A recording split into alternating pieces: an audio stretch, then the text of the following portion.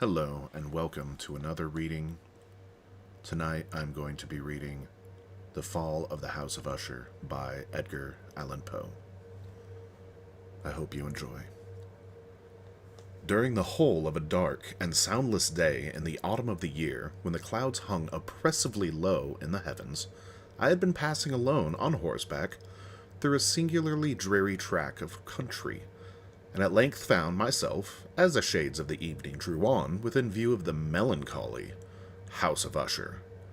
I know not how it was, but, with the first glimpse of the building, a sense of insufferable gloom pervaded my very spirit. I say insufferable, for the feeling was unrelieved by any of that half-pleasurable, because poetic, sentiment with which the mind usually receives even the sternest natural images of the desolate or terrible.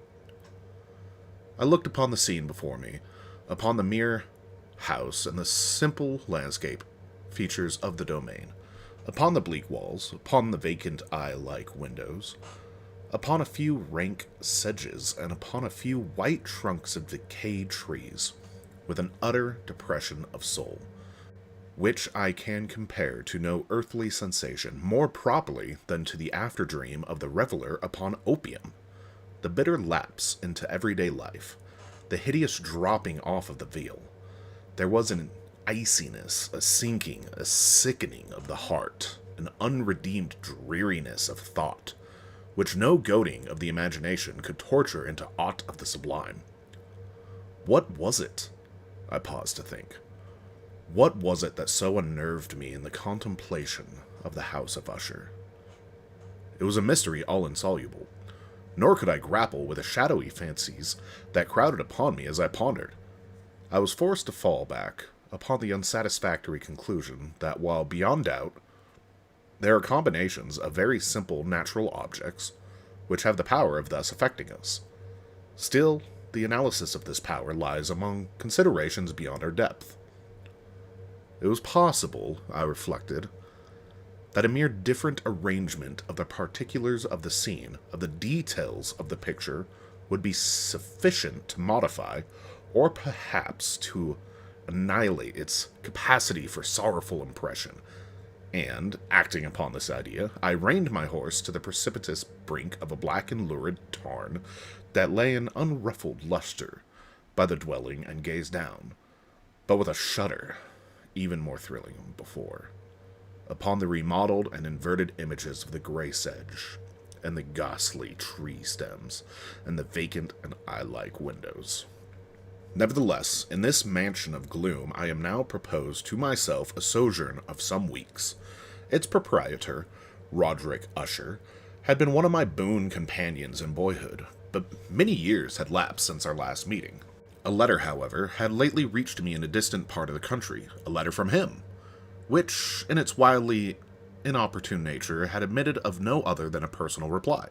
The miss gave evidence of nervous agitation. The writer spoke of acute bodily illness, of a mental disorder which oppressed him, and an earnest desire to see me. The message gave evidence of nervous agitation.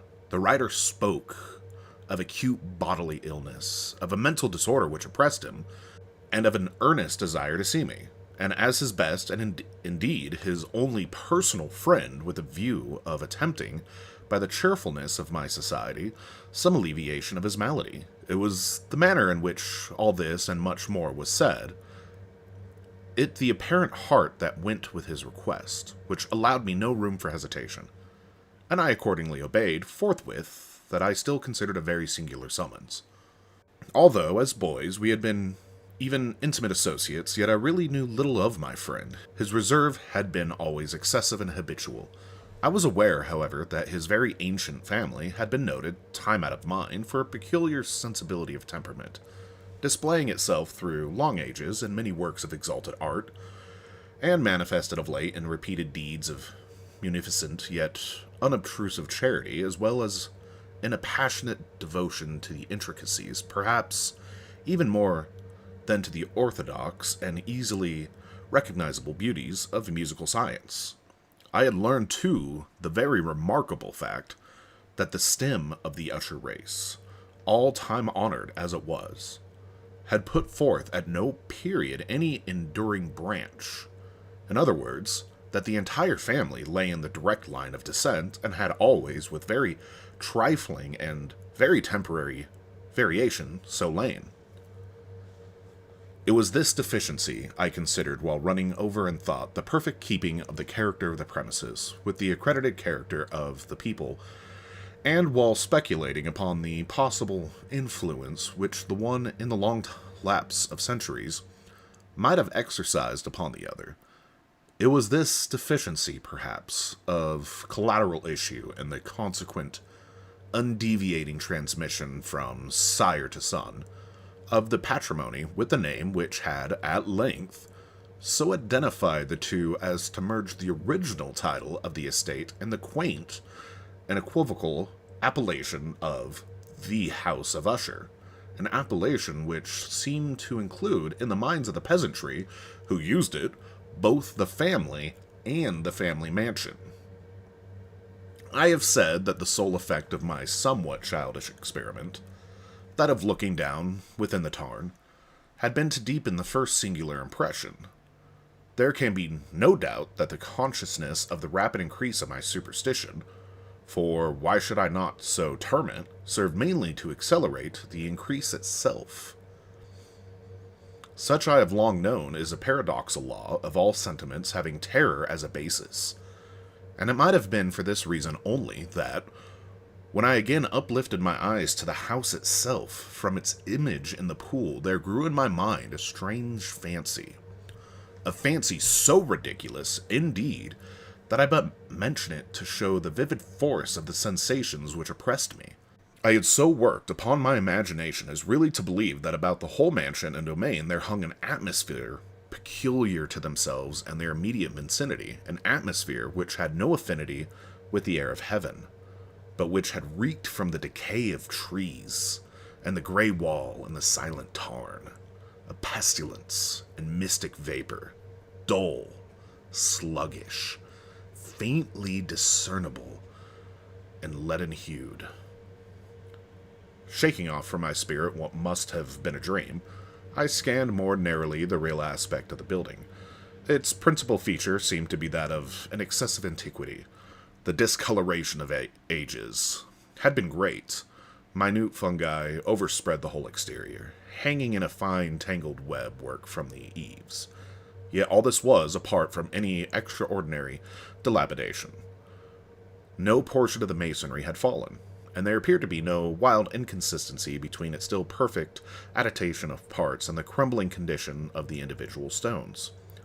In this there was much that reminded me of the specious totality of old woodwork which has rotten for long years in some neglected vault, with no disturbance from the breath of the external air. Beyond this indication of excessive decay, however, the fabric gave little token of instability.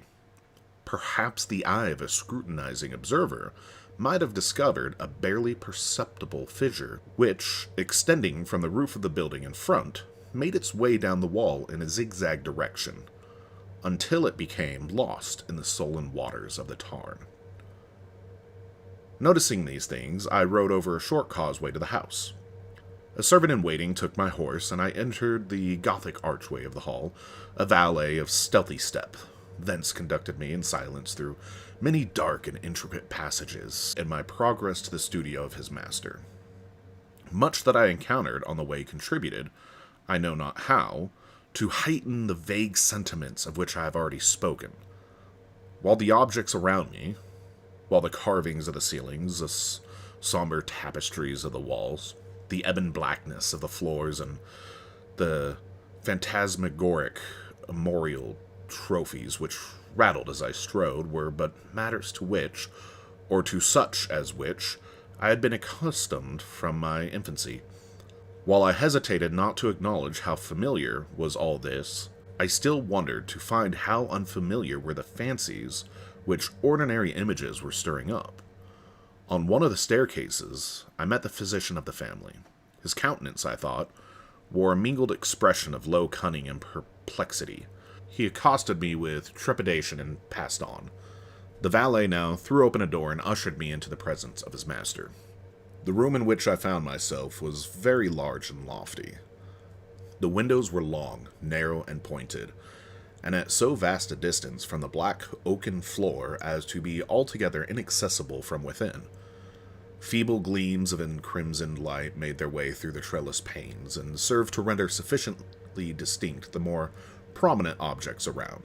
The eye, however, struggled in vain to reach the remoter angles of the chamber, or the recesses of the vaulted and fretted ceiling. Dark draperies hung upon the wall. The general furniture was profuse, comfortless, antique, and tattered.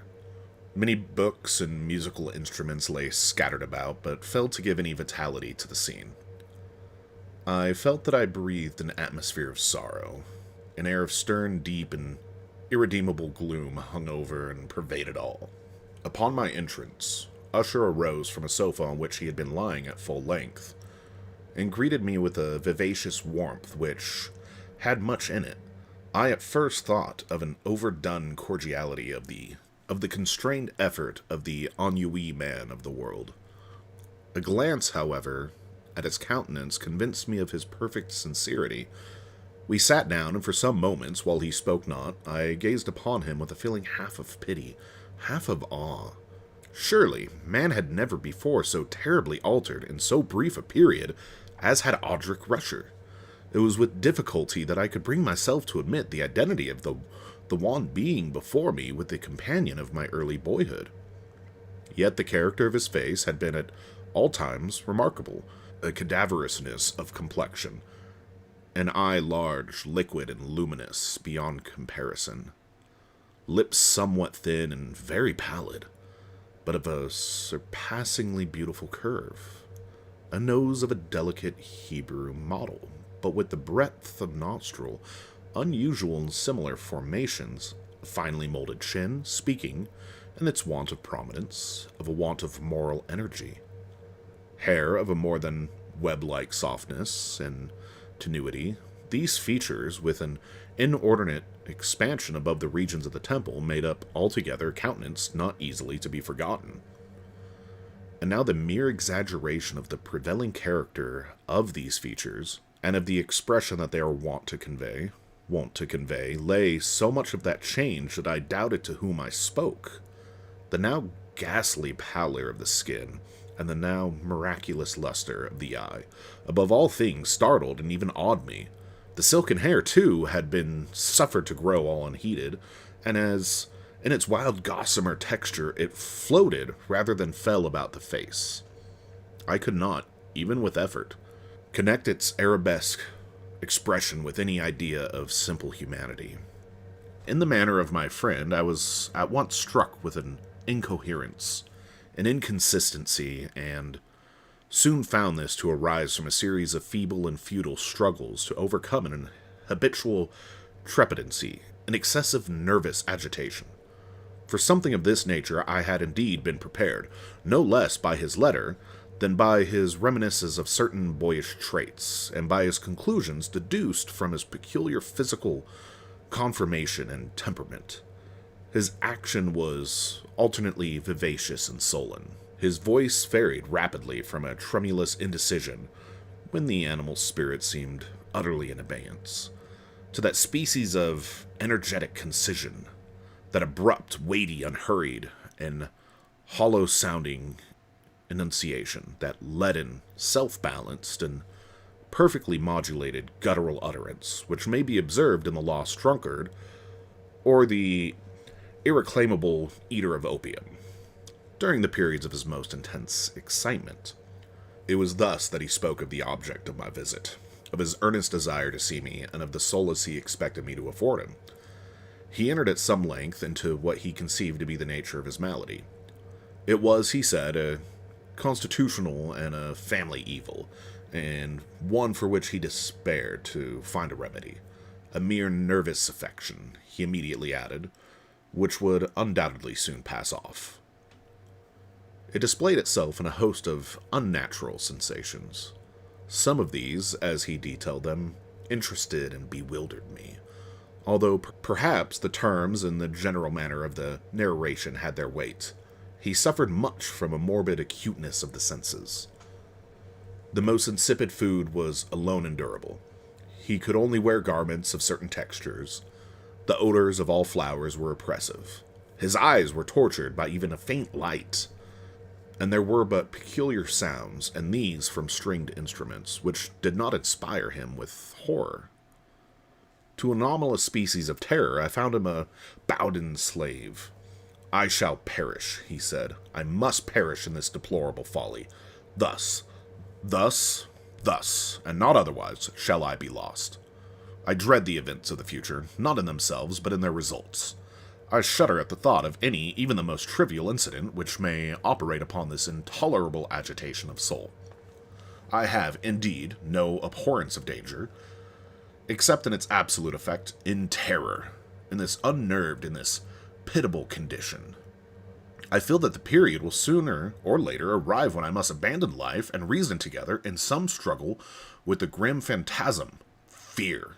I learned, moreover, at intervals and through broken and equivocal hints, another singular feature of his mental condition. He was enchained by certain superstitious impressions in regard to the dwelling which he tenanted, and whence for many years he had never ventured forth, in regard to an influence whose superstitious force was conveyed in terms too shadowy here to be restated, an influence which some peculiarities in the mere form and substance of his family mansion had, by dint of long sufferance, he said, obtained over his spirit an effect which the physique of the grey walls and turrets, and of the dim tarn into which they all looked down, had at length brought about upon the moral of his existence. He admitted, however, although with hesitation, that much of the peculiar gloom which thus afflicted him could be traced to a more natural and far more palpable origin, to the severe and long-continued illness, indeed to the evidently approaching dissolution of a tenderly beloved sister, his sole companion for long years, his last and only relative on earth. "Her disease," he said with a bitterness which I could never forget, "would leave him the hopeless and the frail, the last of the ancient race of the Ushers." While he spoke, the Lady Madeline, for so she was called, passed slowly through a remote portion of the apartment, and without having noticed my presence, disappeared. I regarded her with an utter astonishment not unmingled with dread, and yet I found it impossible to account for such feelings. A sensation of stupor oppressed me as my eyes followed her retreating steps.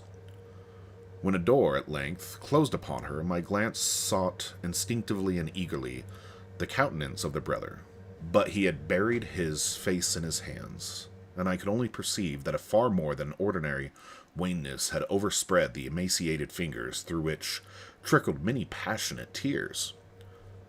The disease of the Lady Madeline had long baffled the skill of her physicians.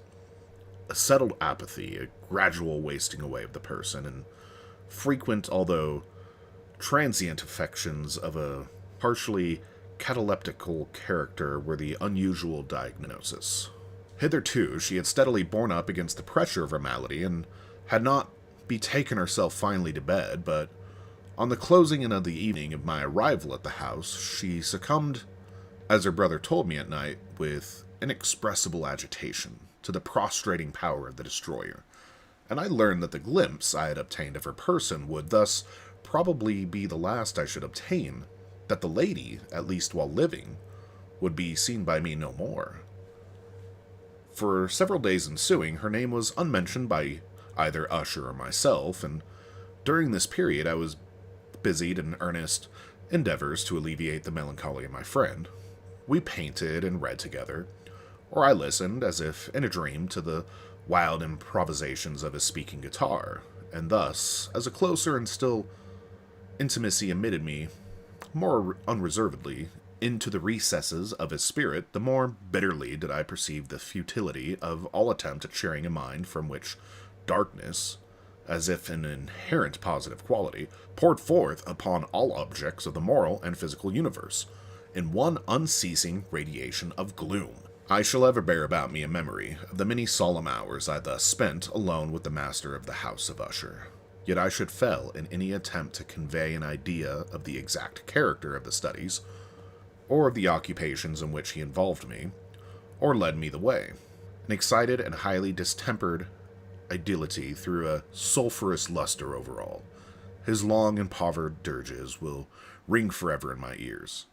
Among other things, I hold painfully in mind a certain singular perversion and amplification of the wild air of the last waltz of von Weber. From the paintings over which his elaborate fancy brooded, and which grew touch by touch into vaguenesses at which I shuddered the more thrillingly, because I shuddered knowing not why. From these paintings, vivid as their images now are before me, I would in vain endeavor to adduce more than a small portion which should lie within the compass of merely written words. By the utter simplicity, by the nakedness of his designs, he arrested and overawed attention. If ever mortal painted an idea, that mortal was Roderick Usher. For me, at least, in the circumstances then surrounding me, there arose out of the pure abstractions which the hypochondriac contrived to throw upon his canvas an intensity of an intolerable awe, no shadow of which felt I ever yet in the contemplation of the certainly glowing, yet too concrete reveries of Fuseli, one of the phantasmagoric conceptions of my friend, partaking not so rigidly of the spirit of abstraction, may be shadowed forth, although feebly, in words. A small picture presented the interior of an immensely long and rectangular vault or tunnel with low walls, smooth, white, and without interruption or device. Certain accessory points of the design served well to convey the idea that this excavation lay at an exceeding depth below the surface of the earth. No outlet was observed in any portion of its vast extent, and no torch or other artificial source of light was discernible. Yet a flood of intense rays rolled throughout, and bathed the whole in a ghastly and inappropriate splendor.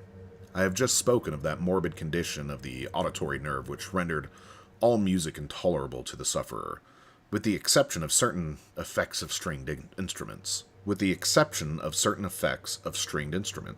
It was perhaps the narrow limits to which he thus confined himself upon the guitar, which gave birth in great measure to the fantastic character of his performances, but the fervid facility of his impromptus could not be so accounted for. They must have been, and were, in the notes, as well as in the words of his wild fantasies, for he had not frequently unaccompanied himself with rhymed verbal improvisations, the result of the intense mental collectedness and the concentration to which I have previously alluded, as observable only in particular moments of the highest artificial excitement. The words of one of those rhapsodies I have easily remembered.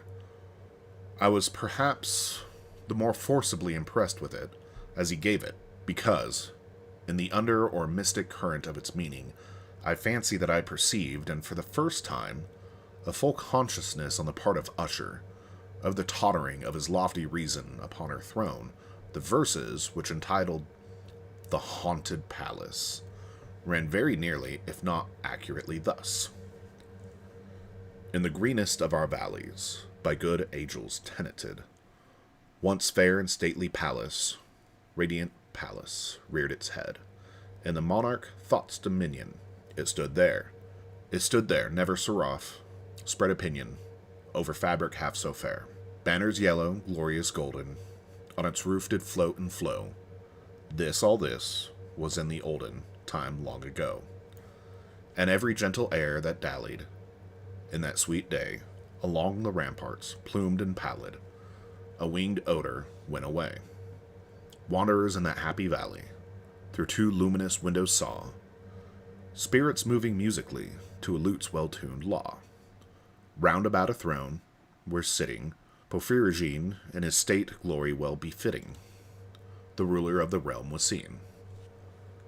And all with pearl and ruby glow was the fair palace door, through which came flowing, and sparkling evermore, a group of echoes whose sweet duty was to sing, in voices of surpassing beauty, the wit and wisdom of their king. But evil things in robes of sorrow assailed the monarch's high estate. Ah, let us mourn, for never morrow shall dawn upon him desolate, and round And round about his home, the glory that blushed and bloomed is but a dim remembered story of the old time entombed. And travelers now within that valley, through the red litten windows, see vast forms that move fantastically to a discordant melody, while, like a rapid ghastly river, through the pale door, a hideous throng rush out forever, and laugh, but smile no more. I well remember the suggestions arising from this ballad led us into a train of thought, wherein there became manifest an opinion of Usher's, which I mention not so much on account of its novelty, for other men have thought thus, as on account of the pertinacity with which he maintained it. This opinion, in its general form, was that of the sentience of all vegetable things.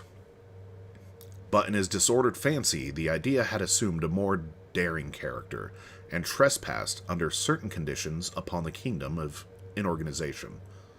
I lack words to express the full extent, or the earnest abandon of his persuasion.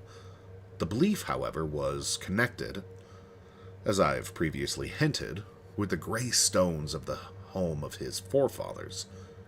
The conditions of the sentience had been here, he imagined, fulfilled in the method of collocation of these stones, in the order of their arrangement, as well as that of the many fungi which overspread them, and of the decayed trees which stood around.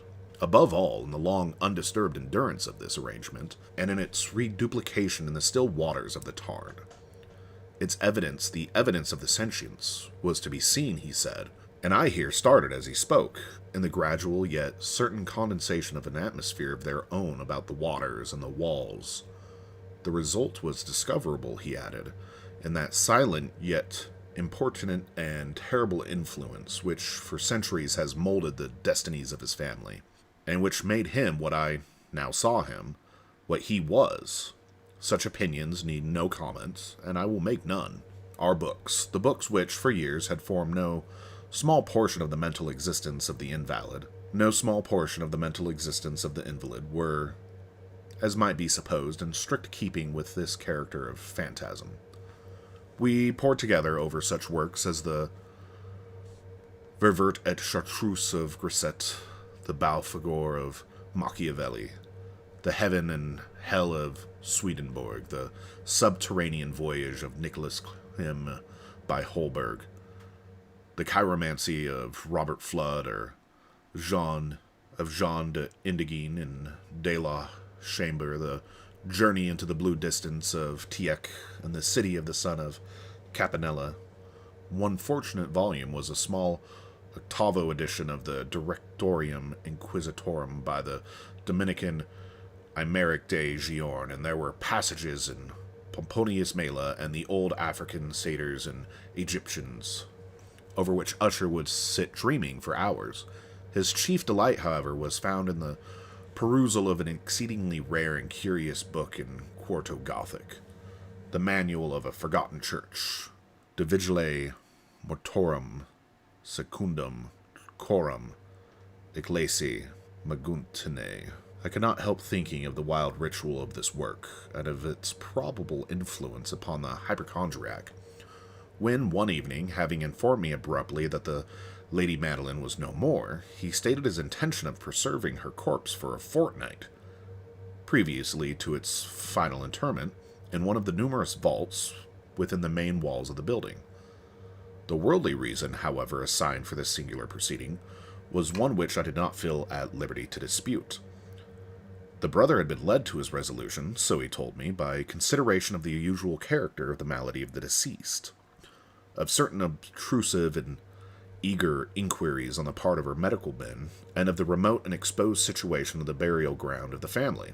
I will not deny that when I called to mind the sinister countenance of the person whom I met upon the staircase on the day of my arrival at the house, I had no desire to oppose what I regarded at best but a harmless and by no means an unnatural precaution. At the request of Usher, I personally aided him in the arrangements for the temporary entombment.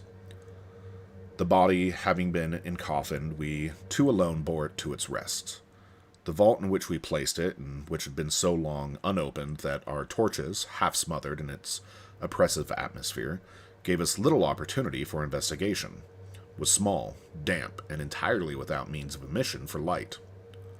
Lying at great depth, immediately beneath the portion of the building in which was my own sleeping apartment. It had been used, apparently, in remote feudal times for the worst purposes of a donjon keep, and in later days, as a place of deposit for powder or some other highly combustible substance, as a portion of its floor and the whole interior of a long archway through which we reached it were carefully sheathed with copper. The door of massive iron had been also similarly protected. Its immense weight caused an unusually sharp grating sound as it moved upon its hinges. Having deposited our mournful burden upon trellises within this region of horror, we partially turned aside the yet unscrewed lid of the coffin and looked upon the face of the tenant. A striking similitude between the brother and sister now first arrested my attention, and Usher, divining perhaps my thoughts, murmured out some few words from which I learned that the deceased and himself had been twins, and that sympathies of a scarcely intelligible nature had always existed between them. Our glances, however, rested not long upon the dead, for we could not regard her unawed. The disease which had thus entombed the lady in the maturity of youth had left, as usual in all maladies of a strictly cataleptical character, the mockery of a faint blush upon the bosom and the face, and that suspiciously lingering smile upon the lip which is so terrible in death. We placed and screwed down the lid, and, having secured the door of iron, made our way with no toll into the scarcely less gloomy apartments of the upper portion of the house. And now, some days of bitter grief having elapsed, an observable change came over the features of the mental disorder of my friend. His ordinary manner had vanished.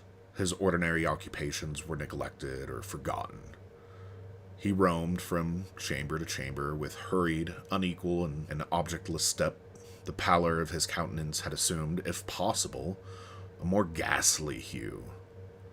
But the luminousness of his eye had utterly gone out. The once occasional huskiness of his tone was heard no more, and a tremulous quaver as if of extreme terror habitually characterized his utterance. There were times, indeed, when I thought his unceasingly agitated mind was laboring with some oppressive secret, to divulge which he struggled for the necessary courage. At times again, I was obliged to resolve all into the mere inexplicable vagaries of madness, for I beheld him gazing upon vacancy for long hours, in an attitude of the profoundest attention, as if listening to some imaginary sound. It was no wonder that his condition terrified, that it infected me. I felt creeping upon me, by slow yet certain degrees, the wild influences of his own fantastic yet impressive superstitions. It was, especially upon retiring to bed late in the night of the 7th or 8th day after the placing of the Lady Madeline within the donjon, that I experienced the full power of such feelings. Sleep came not near my couch, while the hours waned and waned away. I struggled to reason off the nervousness which had dominion over me. I endeavored to believe that much, if not all of what I felt, was due to the bewildering influence of the gloomy furniture of the room, of the dark and tattered draperies which, tortured into motion by the breath of a rising tempest, swayed fitfully to and fro upon the walls, and rustled uneasily about the decorations of the bed. But my efforts were fruitless. An irrepressible tremor gradually pervaded my frame, and at length there sat upon my very heart an incubus of utterly causeless alarm. Shaking this off with a gasp and a struggle, I lifted myself upon the pillows and, peering earnestly within the intense darkness of the chamber, hearkened, I know not why, except that an instinctive spirit prompted me to certain low and indefinite sounds which came, through the pauses of the storm, at long intervals I knew not whence. Overpowered by an intense sentiment of horror, unaccountable yet unendurable, I threw on my clothes with haste, for I felt that I should sleep no more during the night, and endeavored to arouse myself from the pitiable condition into which I had fallen, by pacing rapidly to and fro through the apartment. I had taken but few turns in this manner when a light step on the adjoining staircase arrested my attention. I presently recognized it as that of Usher. In an instant afterward he rapped with a gentle touch on my door and entered, bearing a lamp. His countenance was, as usual, cadaverously wan, but moreover there was a species of mad hilarity in his eyes, an evidently restrained hysteria in his whole demeanor.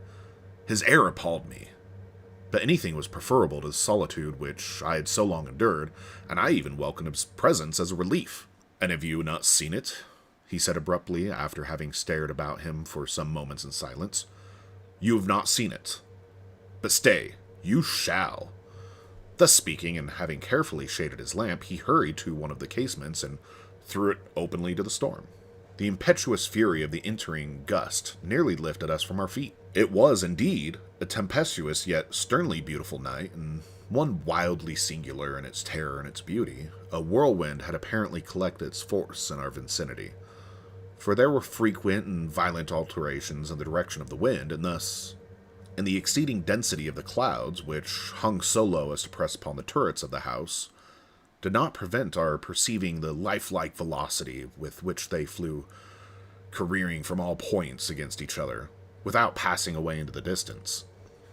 I say that even their exceeding density did not prevent our perceiving this, yet we had no glimpse of the moon or stars, nor was there any flashing forth of the lightning, but the undersurfaces of the huge masses of agitated vapor, as well as all terrestrial objects immediately around us, were glowing in the unnatural light of a faintly luminous and distinctly visible gaseous exhalation which hung about and enshrouded the mansion. "You must not, you shall not behold this," I said, shudderingly to Usher, as I led him with a gentle violence from the window to a seat. "These appearances which bewilder you are merely electrical phenomena, not uncommon, or it may be that they have their ghastly origin in the rank of miasma of the tarn. Let us close this casement. The air is chilling and dangerous to your frame. Here is one of your favorite romances. I will read and you shall listen, and so we will pass away this terrible night together." The antique volume which I had taken up was the Mad Tryst of Sir Lancelot Canning, and I had called it a favorite of Usher's more in sad jest than in earnest, for in truth there is little in its uncouth and unimaginative prolixity which could have interest for the lofty and spiritual ideality of my friend. It was, however, the only book immediately at hand, and I indulged a vague hope that the excitement which now agitated the hypochondriac might find relief, for the history of mental disorder is full of similar anomalies. Even in the extremeness of the folly which I should read, could I have judged, indeed, by the wild, overstrained air of vivacity which he hearkened, or apparently hearkened, to the words of the tale, I might have well congratulated myself upon the success of my design. I had arrived at that well-known portion of the story where Ethelred, the hero of the tryst, having sought in vain for peaceful admission into the dwelling of the hermit, proceeds to make good an entrance by force. Here it will be remembered the words of the narrative run this: "And Ethelred, who was by nature of a doughty heart, and was now mighty withal on account of the powerfulness of the wine which he had drunken, waited no longer to hold parley with the hermit, who, in sooth, was of an obstinate and maliceful turn, but, feeling the rain upon his shoulders, and fearing the rise of the tempest, uplifted his mace outright, and with blows made quickly room in the planking of the door for his gauntleted hand, and now pulling therewith sturdily, he so cracked and ripped and tore all asunder, that the noise of the dry and hollow-sounding wood alarmed and reverberated throughout the forest." At the termination of this sentence, I started, and for a moment paused, for it appeared to me, although I at once concluded that my excited fancy had deceived me, it appeared to me that from some very remote portion of the mansion there came indistinctly to my ears, which might have been in its exact similarity of the character, the echo, but a stifled and dull one certainly, of the very cracking and ripping sound which Sir Launcelot had so particularly described. It was, beyond doubt, the coincidence alone which had arrested my attention, for amid the rattling of the sashes of the casements and the ordinary commingled noises of the still increasing storm, the sound in itself had nothing, surely, which should have interested or disturbed me. I continue the story.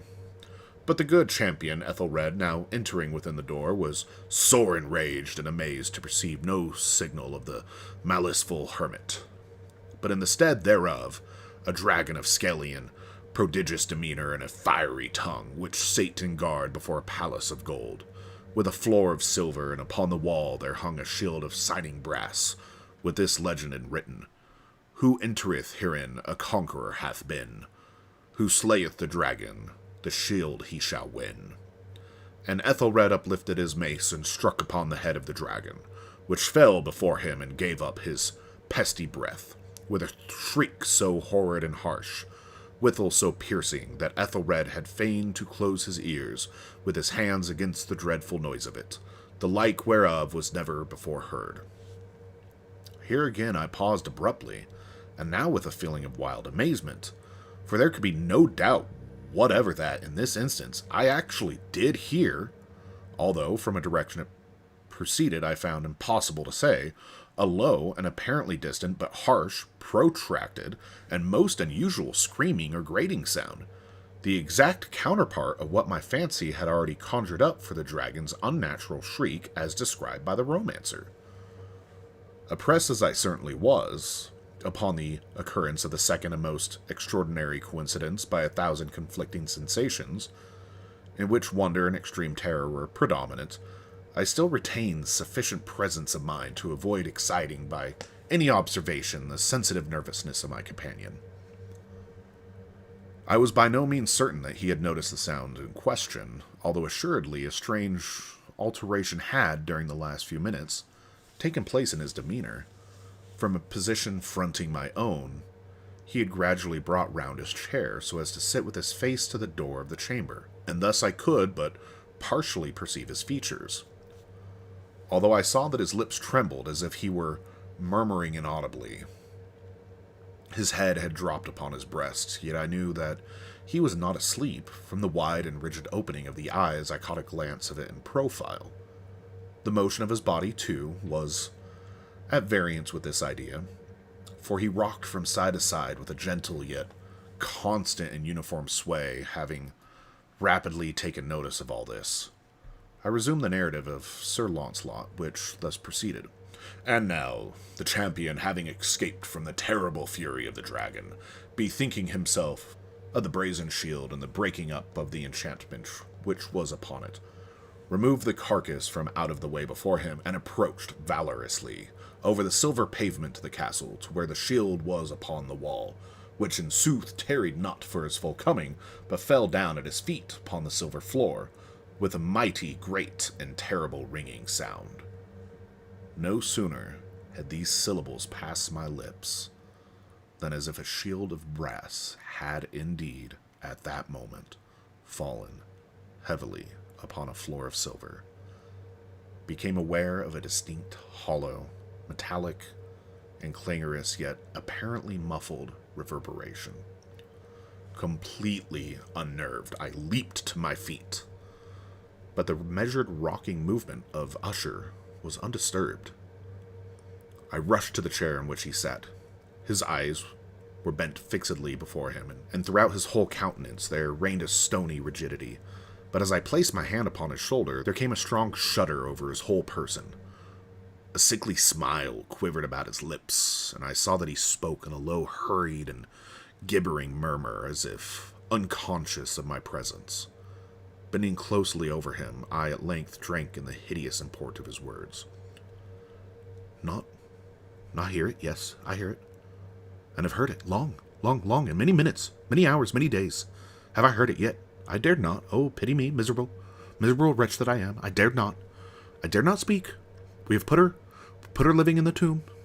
Said that my senses were acute. I now tell you that I heard her fist, feeble movements in the hollow coffin. I heard them many days ago. Yet I dared not speak. And now, tonight, Ethelred, the breaking of the hermit's door, and the death cry of the dragon, and the clangor of the shield, say, rather, the rending of her coffin, and the grating of the iron hinges of her prison, and the struggles within the coppered archway of the vault. Oh, whither shall I fly? Will she not be here anon? Is she not hurrying to upbraid me for my haste? Have I not heard her footsteps on the stairs? Do I not distinguish that heavy and horrible beating of her heart? Madman! Here he sprang furiously to his feet and shrieked out his syllables, as if in the effort he were giving up his soul. Madman, I tell you that she now stands without the door! As if in the superhuman energy of his utterance there had been found the potency of a spell, the huge antique panels to which the speaker pointed threw slowly back. Upon the instant, ponderous and ebony jaws. It was the work of the rushing gust. But then, without those doors, there did stand the lofty and enshrouded figure of the Lady Madeline of Usher. There was blood upon her white robes, and the evidence of some bitter struggle upon every portion of her emaciated frame. For a moment she remained trembling, and reeling to and fro upon the threshold, then, with a low moaning cry, fell heavily inward upon the person of her brother, and her violent and now final death agonies bore him to the floor a corpse, and a victim to the terrors he anticipated. From that chamber, and from that mansion, I fled aghast. The storm was still abroad, in all its wrath, as I found myself crossing the old causeway. Suddenly, there shot along the path a wild light, and I turned to see where a gleam so unusual could have issued, for the vast house and its shadows were alone behind me. The radiance was that of the full setting and blood-red moon which now shone vividly through the once barely discernible fissure of which I had before spoken, as extending from the roof of the building in a zigzag direction to the base. While I gazed, this fissure rapidly widened. There came a fierce breath of the whirlwind. The entire orb of the satellite burst at once upon my sight.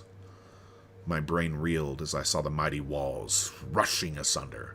There was a long and tumultuous shouting like the voice of 1,000 waters, and the deep, dark tarn at my feet closed sullenly and silently over the fragments of the House of Usher.